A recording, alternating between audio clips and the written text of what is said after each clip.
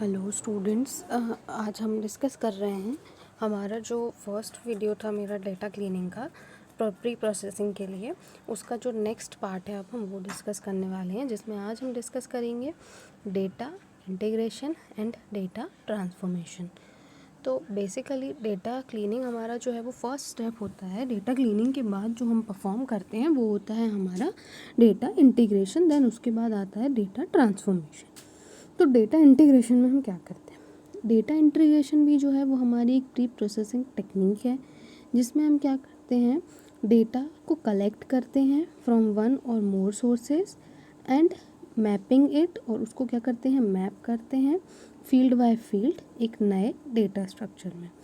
मतलब हमें कुछ भी नहीं करना है, हमें सिर्फ इतना करना है इसमें कि हम क्या करेंगे, डेटा को क्या करेंगे, फैच करेंगे वन और मोर सोर्सेज से, और फिर उनको कंबाइन करके एक न्यू डेटा स्ट्रक्चर में क्या कर देते हैं, कन्वर्ट करते हैं। इसका बेसिक आइडिया होता है कि हमें डेटा को क्या करना है, मर्ज करना है from multiple sources into a coherent data store. मतलब बहुत सारे मल्टीपल सोर्सेज से हमें क्या करना है, डेटा को मर्ज करके एक कोहेरेंट स्टोर में हम उसको क्या कर देंगे, स्टोर कर देंगे। अब हमारा जो डेटा होता है डेटा बेसिस में और डेटा वेयर हाउसेज में, वो क्या होता है, एक जगह पे नहीं होता है, वो क्या होता है, डिस्ट्रीब्यूटेड होता है।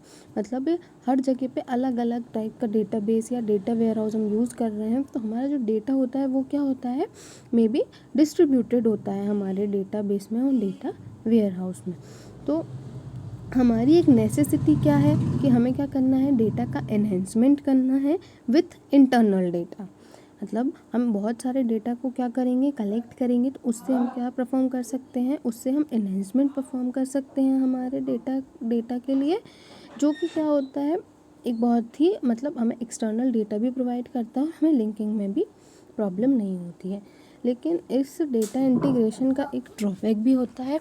इसका ड्रॉबैक क्या है कि इसका इशू जो होता है, एंट्री आइडेंटिफिकेशन प्रॉब्लम, ये इसका एक मेन इशू है, क्योंकि हम बहुत सारे डेटाबेसेस को मर्ज कर रहे हैं एक साथ, तो हमारी जो एंटिटीज़ हैं उनको आइडेंटिफाई करना कई बार क्या हो जाता है, डिफ़िकल्ट हो जाता है, क्योंकि मर्जिंग में बहुत सारे प्राइमरी कीज़, फॉरेन कीज़, हम सबका क्या करते हैं, इंटर रिलेशन जो भी है डेटाबेस में, उसको मेंटेन करना हमें क्या हो जाता है, एक टाइम पे थोड़ा डिफ़िकल्ट हो जाता है। तो ये इसकी एंटिटी आइडेंटिफिकेशन जो प्रॉब्लम होती है वो डेटा इंटीग्रेशन का एक प्रॉब्लम होता है। अब नेक्स्ट डेटा इंटीग्रेशन करने के बाद, मतलब हमने डेटा को मर्ज कर लिया, अब डेटा को मर्ज करने के बाद हम उस पर क्या परफॉर्म करेंगे, अब हम उस पर डेटा ट्रांसफॉर्मेशन परफॉर्म करेंगे। डेटा ट्रांसफॉर्मेशन क्या होता है, in data transformation data are consolidated into appropriate form to make suitable for making. Data transformation में हम क्या करते हैं, डेटा को एक ऐसे कंसोलिडेटेड फॉर्म में चेंज कर देते हैं जो हमारे लिए सूटेबल है, या जिस टाइप के हम माइनिंग परफॉर्म कर रहे हैं उसके लिए जो सूटेबल फॉर्म है उसमें हम डेटा को क्या कर देते हैं, ट्रांसफॉर्म कर देते हैं।